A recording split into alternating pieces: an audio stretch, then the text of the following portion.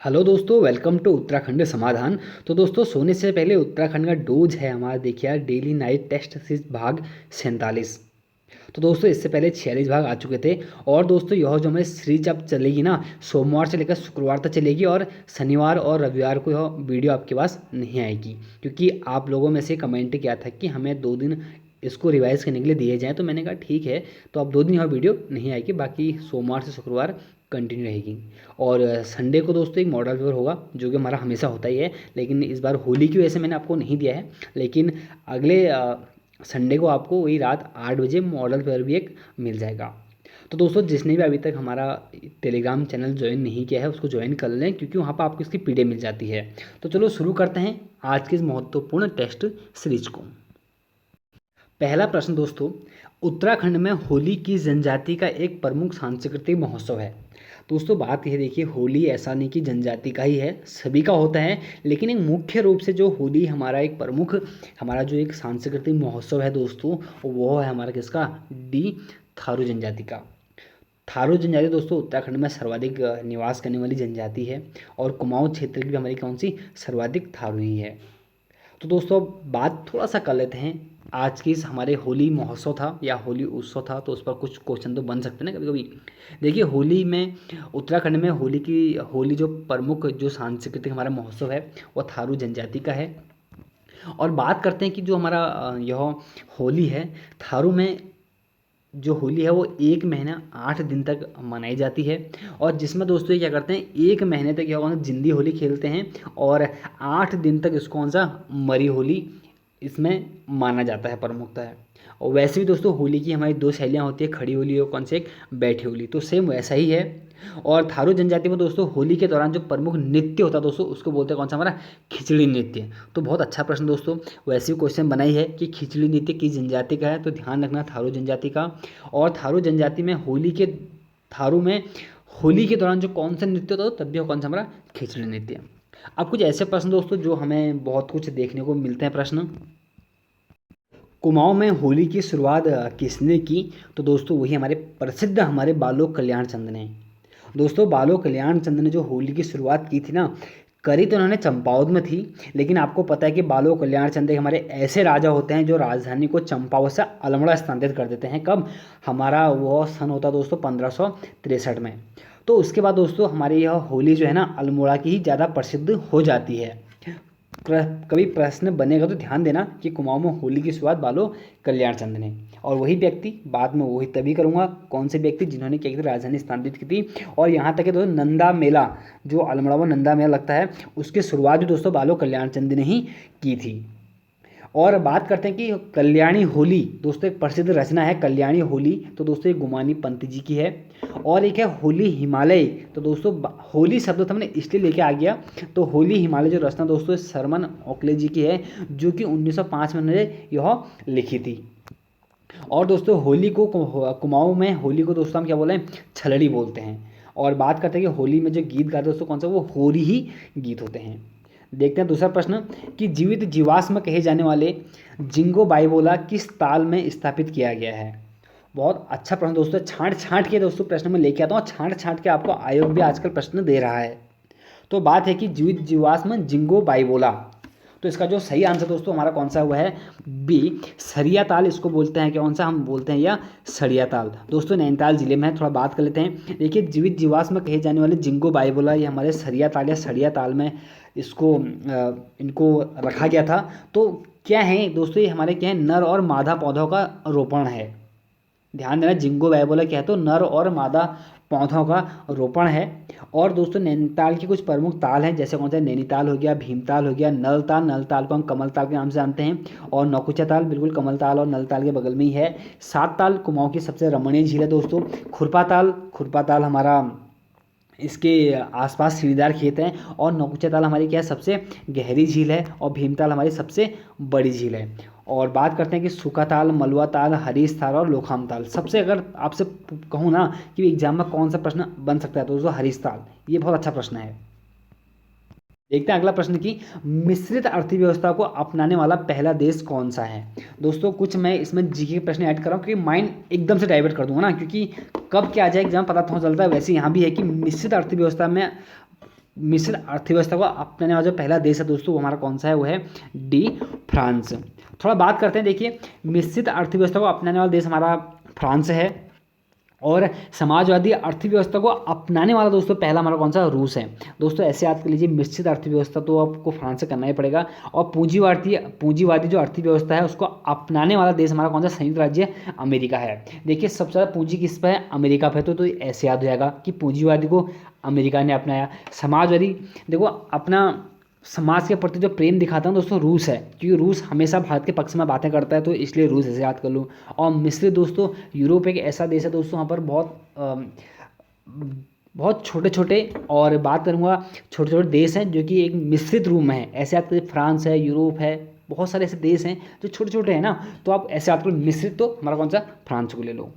और बात करते हैं चौथा प्रश्न है, कश्मीरी हाट कहाँ स्थित है। तो दोस्तों कश्मीरी जो हमारा हाट है यह हमारा दोस्तों गोपेश्वर में। थोड़ा बात कर लेते हैं, देखिए कश्मीरी हाट नामक स्थान हमारा कहाँ, गोपेश्वर में है, और चमोली जिले का मुख्यालय हमारा गोपेश्वर में ही है। दोस्तों होता क्या है आपको पता है कि 20 जुलाई 1970 में हमारा जो गौना झील थी, सॉरी जो उसको ले लेते हैं हम कौन सा, अलकनंदा में। बाढ़ तो अलकनंदा में आएगी ना, तो अलकनंदा में जब बाढ़ आती तो हमारा कौन सा, जो चमोली का 1960 में जो मुख्यालय बना था वो बह जाता है। उसके बाद उसका जो मुख्यालय है 1970 में हमारा कहाँ, गोपेश्वर में स्थानांतरित कर देते हैं। और दोस्तों ये वही गोपेश्वर है। बात थोड़ा करते हैं पहले, चलो गणपति नाग मंदिर, यहाँ पर रुद्रमालय मंदिर भी है, जो कि दोस्तों सबसे प्राचीन मंदिरों में सबसे बड़ा मंदिर है, और हमारा कहाँ, तो गोपेश्वर में ही है, जिसको हम गणपति नाग का मंदिर या रुद्रमालय के नाम से जानते हैं, लेकिन वर्तमान में इसको गोपेश्वर मंदिर के नाम से हम जानते हैं। और हिमाद्री शैली में निर्मित है, और वर्तमान नाम कौन सा उसका, गोपेश्वरी है। और गोपीनाथ मंदिर और गोपेश्वर मंदिर, शिव मंदिर, बात एक ही है। और बात करते हैं गोपेश्वर का जो हमारा पुराना नाम है वह कौन सा, गोस्थला, कौन सा हमारा, गोथला है। तो सभी चीज़ें, छोटी छोटी चीज़ें हैं जो आपको जानना बहुत ही जरूरी है। पांचवा प्रश्न है कि भारतीय वन अनुसंधान संस्थान इमारत की प्लेटिनम जुबली कब मनाई गई। दोस्तों मैं बात कर रहा हूँ भारतीय वन अनुसंधान संस्थान इमारत की, ठीक, तो इसका जो सही आंसर है हमारा कौन सा, वो है बी, 2004। थोड़ा व्याख्या कर लेते हैं, देखिए भारतीय वन अनुसंधान संस्थान इमारत की जो प्लेटिनम जुबली मनाई गई दोस्तों वो 7 नवंबर 2004 को मनाई गई, जो कि दोस्तों उसके 75 वर्ष पूर्ण होने पर इसको मनाया गया था। मैं फिर बात करूँ किसकी, इमारत की, और जो कि इस भवन की जो भवन परिसर की जो आधारशिला रखी थी ना वो 1923 में रखी थी, वो जो डिजाइन किया था वो CG ब्लूमफील्ड ने किया था, लेकिन जो उद्घाटन हमारा किया था इसका वो 7 नवंबर 1929 को लॉर्ड इरविन ने किया था। ये सभी प्रश्न दोस्तों सभी एग्जाम में पूछे गए हैं। और उसके बाद दोस्तों एक प्रश्न और बनता है कि भारतीय वन अनुसंधान संस्थान की हीरक जयंती कब मनाई गई। तो दोस्तों 15 दिसंबर 2006 को, ये तो एग्जाम में एक बार हमसे पूछा भी गया है। छठा प्रश्न है कि हरित क्रांति शब्द का सबसे पहले प्रयोग किसने किया था। ध्यान देना दोस्तों, मैं कह रहा हूँ कि हरित क्रांति शब्द का सबसे पहले जो प्रयोग किया था वह किया था किसने, ए, डॉक्टर विलियम गॉर्ड ने। थोड़ा बात कर लेते हैं, देखिए हरित क्रांति शब्द का जो सबसे पहले प्रयोग किया था वो हमारे विलियम गॉर्ड ने किया था, जो कि दोस्तों अमेरिकी हमारे वैज्ञानिक थे। और विश्व में हरित क्रांति जो जनक है दोस्तों वो हमारे डॉक्टर नॉर्मन बोरलॉग हैं। ध्यान देना, विश्व में हरित क्रांति का जनक डॉक्टर नॉर्मन बोरलॉग है, लेकिन शब्द आप समझना, शब्द जो हरित क्रांति जो शब्द दिया है वो विलियम गॉर्ड ने दिया है। और बात करते हैं ये हमारे जो डॉक्टर नॉर्मन बोरलॉग है, ये हमारे मैक्सिको से हैं। और बात करते हैं दोस्तों जो हरित क्रांति की शुरुआत हुई थी ना, कब हुई थी, 1966-67 में हुई थी, लेकिन जो एक आंकड़ा जो सही बोलते हो 1967 हमेशा ऑप्शन में आता है। और भारत में जो हरित क्रांति का जो जनक है दोस्तों वो डॉक्टर MS स्वामीनाथन है। और लेकिन एक बहुत अच्छा प्रश्न दोस्तों कि जो हमारे देश में जो हरित क्रांति का जो प्रेरणा है ना भाई, यार ऐसा तो है नहीं कि इन्होंने बोला और हरित क्रांति आ गई होगी, ऐसा तो नहीं होगा ना, लेकिन कोई मंत्री का तो बड़ा महत्वपूर्ण रोल होता है वहाँ पर। तो दोस्तों हमारे प्रसिद्ध व्यक्ति हैं हरित क्रांति का प्रणेता हमारे जगजीवन राम। दोस्तों जगजीवन राम को हम बाबू जगजीवन राम के नाम से जानते हैं। और बापू बोलते हैं दोस्तों, ध्यान देना, बापू बोलते हैं महात्मा गांधी को, लेकिन बाबू बोलते हैं हमेशा किसको, जगजीवन राम को। 2 प्रश्न हैं, हमेशा ध्यान रखना। और ये हमारे कौन नंबर इसके प्रेरणा हैं। और द्वितीय हरित क्रांति जो शुरुआत हुई दोस्तों, जब प्रथम हरित क्रांति के बाद द्वितीय हरित क्रांति आई थी वो 1983-84 में आई है। 7वां प्रश्न है कि उत्तराखंड में हिंदी विज्ञान कथा साहित्य का जन्मदाता किसे माना जाता है। तो इसका जो सही आंसर दोस्तों वो है हमारा कौन सा, डी, यमुना दत्त वैष्णव, जिनको अशोक के नाम से हम जानते हैं। और बात थोड़ा कर लेते हैं। देखिए हिंदी, उत्तराखंड में हिंदी विज्ञान कथा साहित्य का जन्मदाता हम यमुना दत्त वैष्णव अशोक को मानते हैं। और इनका दोस्तों कुछ महत्वपूर्ण रचनाएं हैं, जैसे ऐतिहासिक इनका ग्रंथ है कुमाऊं का इतिहास। अब आप लोग तो कहें कुमाऊं का इतिहास तो बद्रीदत्त पांडे ने लिखा है, लेकिन दोस्तों जो ग्रंथ लिखा है ना कुमाऊं का इतिहास ग्रंथ, वो हमारा यमुना दत्त वैष्णव ने लिखा है। वो उनका प्रमुख कौन सा, कुमाऊं का इतिहास। कुछ इनके आंचलिक उपन्यास है दोस्तों, जैसे शैलबंधु, दोपहर के अंधेरे और राजूला मालूशाही। अब ऐसे तो राजूला मालूशाही बहुत लोगों की रचना है ना, लेकिन ध्यान देना है इनके उपन्यास हैं शैलबंधु, दोपहर के अंधेरे और राजूला मालूशाही। और हमारा 8वां प्रश्न है कि दोस्तों कि एक श्रेष्ठ भारत श्रेष्ठ योजना की शुरुआत कब हुई। दोस्तों आपको सारे के सारे आपको एक दिन में योजनाएं देने वाला हूँ, सब के सब। और इसका जो हमारा सही आंसर तो जान लेते हैं, बी, 31 अक्टूबर 2015। तो बात करते हैं कि भारत जब व्याख्या करते हैं ना कि भाई आंदोलनों, सॉरी योजनाओं की, तो एक भारत श्रेष्ठ भारत योजना की शुरुआत 31 अक्टूबर 2015 को हुई थी। और प्रधानमंत्री सड़क ग्राम योजना वो 25 सितंबर सन 2000 को हुई थी। और अन्नपूर्ण योजना दोस्तों वो हुई थी हमारे 1 अप्रैल सन 2000 को हुई थी। और वंदे मातरम योजना दोस्तों एग्जाम बहुत बार पूछी गई, जो गर्भवती महिलाओं से संबंधित है, यह जो शुरुआत हुई थी 9 फरवरी 2004 को हुई थी। और राजीव गांधी ग्रामीण विद्युतीकरण योजना दोस्तों 4 अप्रैल 2005 को हुई थी। ये सब के सब दोस्तों बहुत ही महत्वपूर्ण है, क्योंकि देखिए ये एग्जाम पूछा गया है, वंदे मातरम बहुत बार पूछा गया है, प्रधानमंत्री ग्राम सड़क योजना पूछा गया है, और एक श्रेष्ठ भारत श्रेष्ठ एग्जाम में पूछा गया है। देखते हैं अगला प्रश्न। नवा है कि दीप जोशी को रैमन मैग्सेसे पुरस्कार कब मिला। दोस्तों दीप जोशी को जो रैमन मैग्सेसे पुरस्कार मिलता है ना, वो मिलता है 2009 में। थोड़ा बात करते कि दीप जोशी को रैमन मैग्सेसे पुरस्कार 2009 में मिला था, जो कि दोस्तों का सामाजिक क्षेत्र में मिला था।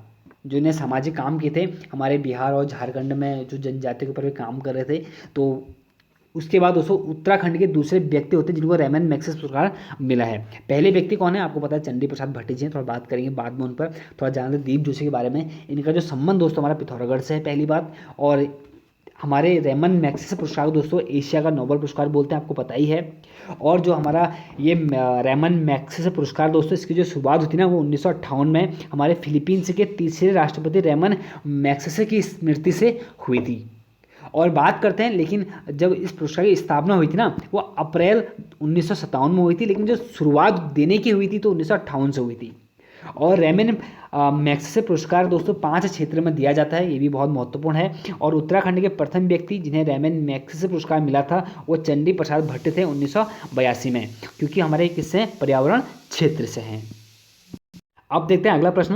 देखिए अगला प्रश्न है कि पवार वंश का प्रथम शासक जिसका ताम्रपत्र रघुनाथ मंदिर के देवप्रयाग से हमें प्राप्त हुआ है। दोस्तों बहुत अच्छा लगा, आप लोगों ने एक ने कमेंट ही किया था सर कि हमें तो जगतपाल, हमने ऐसा पढ़ा है।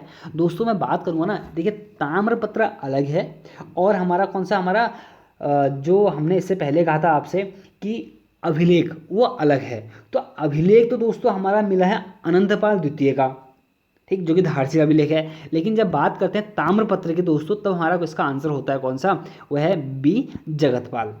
देखिए जगतपाल के बाद ज़्यादा कुछ नहीं, थोड़ा बहुत जान लेते हैं। देखिए पवार वंश का 34वां राजा हमारा जगतपाल होता है, और जिसका जो कार्यकाल था 1442 से 1460 तक था। और पवार वंश का प्रथम शासक था दोस्तों जिसका ताम्रपत्र रघुनाथ मंदिर देवप्रयाग से हमें प्राप्त होता है।